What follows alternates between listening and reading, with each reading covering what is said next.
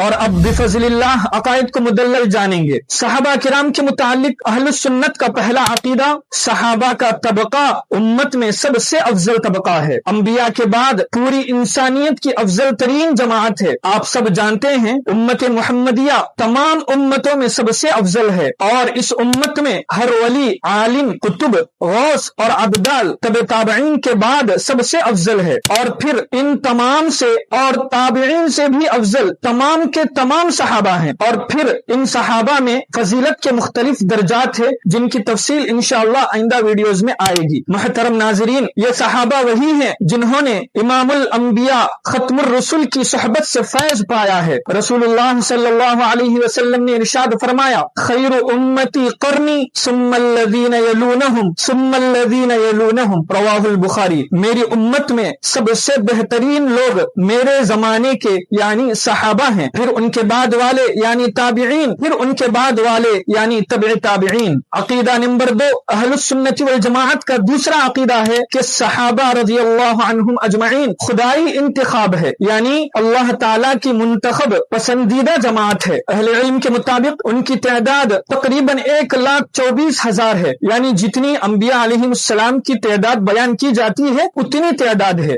گویا جس طرح اللہ تعالیٰ نے ہدایت کے لیے انبیاء کو چنا، اسی طرح خاتم الانبیاء کی صحبت، نصرت اور دین کی حفاظت کے لیے صحابہ کرام کو چن لیا۔ یہی وہ مقدس جماعت ہے جو قرآن مجید کی اولین مخاطب اور وحی کے پہلے امین امانت دار ہیں، جن کی شان میں تقریباً 700 آیات قرآن میں مذکور ہے۔ اللہ اکبر۔ اللہ تعالیٰ بعض کو جو فضیلت دیتا ہے اور منتخب کرتا ہے وہ اپنی مشیت کے تحت کرتا ہے، اس میں کسی دوسرے کا دخل نہیں۔ چنانچہ اللہ تعالیٰ سورۃ القصص آیت نمبر 68 میں فرماتا ہے، وَرَبُّكَ يَخْلُقُ مَا يَشَاءُ وَيَخْتَارُ، اور آپ کا رب جو چاہتا ہے پیدا فرماتا ہے اور جسے چاہتا ہے اپنی خصوصی فضیلت کے لیے منتخب فرما لیتا ہے۔ مَا كَانَ لَهُمُ الْخِيَرَةُ، اس انتخاب میں لوگوں کو کوئی اختیار یا حق انتخاب حاصل نہیں۔ سبحان اللہ وتعالی عما یشرکون، اللہ تعالیٰ ان مشرکین کے شرک سے پاک اور برتر ہے، یعنی جو فضیلت اللہ بعض کو بعض پر دیتا ہے وہ اپنی مشیت کے مطابق دیتا ہے۔ جیسے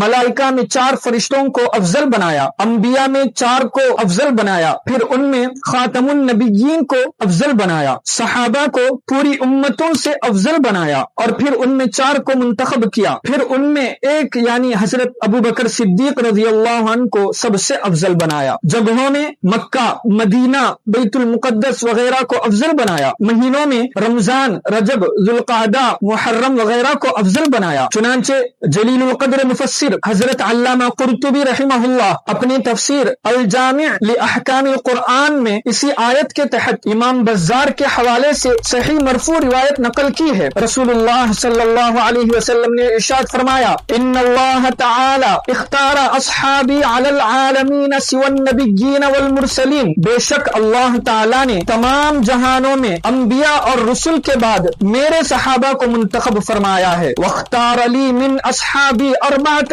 یعنی ابا بکر وعمر وعثمان وعلی، اور میرے صحابہ میں 4 ہستیاں یعنی حضرت ابو بکر، عمر، عثمان اور علی رضی اللہ عنہم اجمعین کو پسند فرمایا۔ فجعلہم اصحابی، اور ان 4 کو میرے خاص صحابہ بنایا۔ اب آگے نبی صلی اللہ علیہ وسلم تمام صحابہ کے بارے میں فرماتے ہیں کہ فی اصحابی کلہم خیر، میرے تمام صحابہ میں خیر اور بھلائی ہے۔ اب صحابہ کے بعد نبی صلی اللہ علیہ وسلم اپنی امت کی فضیلت بتا رہے ہیں، چنانچہ فرمایا، واختار امتی علی الامم، اور اللہ تعالیٰ نے میری امت کو تمام امتوں پر فضیلت عطا فرمائی۔ واختار من امتی 4 قرون، اور میری امت میں ابتدائی 4 زمانوں کو بہترین قرار دیا ہے۔ آپ جانتے ہیں کہ وہ 4 زمانے کون سے ہیں؟ ایک نبی صلی اللہ علیہ وسلم کا زمانہ، دوسرا صحابہ کا زمانہ، تیسرا تابعین کا زمانہ، چوتھا تبع تابعین کا زمانہ۔ اب اس حدیث کی صحت دیکھیں، امام قرطبی رحمہ اللہ اس کو صحیح کہا، نور الدین الحیثمی رحمہ اللہ اپنی مجمع الزوائد میں اس روایت کو نقل کر کے فرمایا، رجالہ ثقات وفی بعضهم خلاف، یعنی یہ ضعیف نہیں بلکہ یہ حسن درجے کی روایت ہے۔ ان کے علاوہ اور بھی حضرات اس کو صحیح قرار دیا ہے۔ ان 2 کتب کے علاوہ یہ حدیث یا اس کے شواہد وغیرہ مندرجہ ذیل کتب میں ملتے ہیں، آپ وہاں پر اس کا مطالعہ فرمائیں۔ الاحکام الصغری، حضرت عبدالحق اشبیلی رحمہ रहमहुल्लाह की किताब है। मुस्नद बज़्ज़ार और कश्फुल अस्तार में मौजूद है। खतीब बगदादी रहमहुल्लाह की तारीख बगदाद में और इब्ने असाकिर रहमहुल्लाह की तारीख दिमश्क में ये रिवायत मौजूद है। इनके अलावा और भी कुतुब में मौजूद है।